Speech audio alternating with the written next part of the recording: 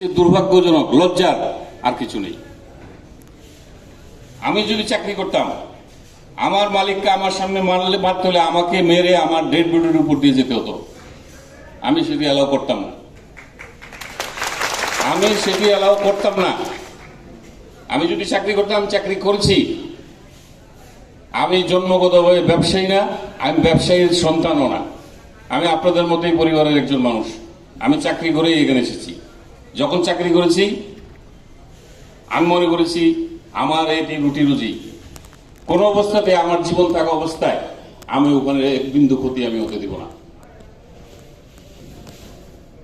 আমরা তো চেষ্টা করি আপনাদের জন্য। আপনারা চাইলে সেই জিনিসগুলো সমাধান করে দিতে পারবেন আমাদের। আপনারা আজকে থেকে ওয়ার্কারদের সাথে কথা বলবেন, দাবি দেওয়া থাকতেই পারে, এটি খুব স্বাভাবিক। কিন্তু সেটির গঠনমূলক প্রক্রিয়া আছে। আপনাদেরকে অবশ্যই গঠনমূলক প্রক্রিয়ায় যেতে হবে। অন্যথায় কি হবে, একদিন মালিকরা তারা অসম্মান বোধ করবে, তারা দুঃখ পাবে, কষ্ট পাবে। আমি যদি আজকে ব্যবসা বন্ধ করে দিই, আমার কি হবে? আমার কিছুই হবে না। কিন্তু হাজার হাজার শ্রমিক কর্মকর্তা, হয়তো আপনাদেরও কিছু হবে না, আপনারা বড় অফিসার। আমাদের শ্রমিকরা কোথায় যাবে? আমাদের অসহায় মা বোনেরা কোথায় যাবে? গ্রামের দুস্থ পরিবারের সন্তান যারা আজকে ঢাকায় এসে প্রতিষ্ঠা পায়, তারা কোথায় যাবে আপনারা বলেন?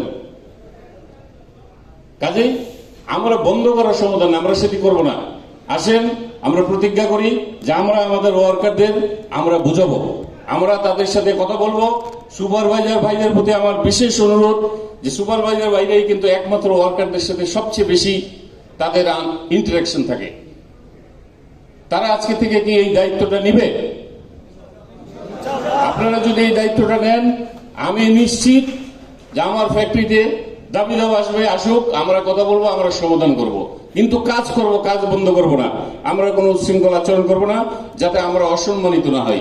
আজকে আমার ফ্যাক্টরিতে যদি আমাকেই মারতে আসা হয়, তাহলে এই ব্যবসা আমার করে কি লাভ? আপনি আমাকে বলেন।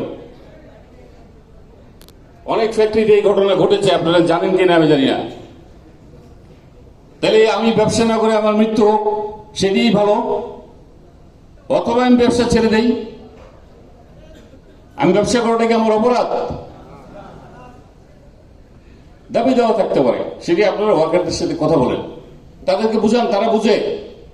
যা কিছু হয় সেটি সব বাইরের অপশক্তি এই কাজগুলো করে, যারা আমাদের দেশের ভালো চায় না, যারা চায় এই দেশের ব্যবসা অন্য দেশে যাক। এটা আমাদের বুঝতে হবে। আমাদের দেশের ছেলে বলে এরকম না, তাদেরকে ভুল বোঝানো হয়। আমরা তাহলে এই উদ্যোগ নেই, আমরা আমাদের শ্রমিক ভাইদের বুঝাবো যে আমরা গণতান্ত্রিক উপায়ে যাব, আমরা সরকারের আইন অনুযায়ী যাব। আর আমি বক্তব্য দীর্ঘায়িত করবো না। আমার আজকে একটি অনুরোধ থাকবে যে আপনারা আমাদেরকে সহযোগিতা করুন। আমরা আমাদের সাধ্য মতো আপনাদের জন্য যা কিছু সম্ভব আমি সেটি অবশ্যই করব আপনাদের জন্য। আপনাদের বিপদে আপদে, সুখে দুঃখে তো সুখা আপনাদের পাশে থাকবে। সকলকে ধন্যবাদ। সকলে ভালো থাকবেন, সুন্দর থাকবেন।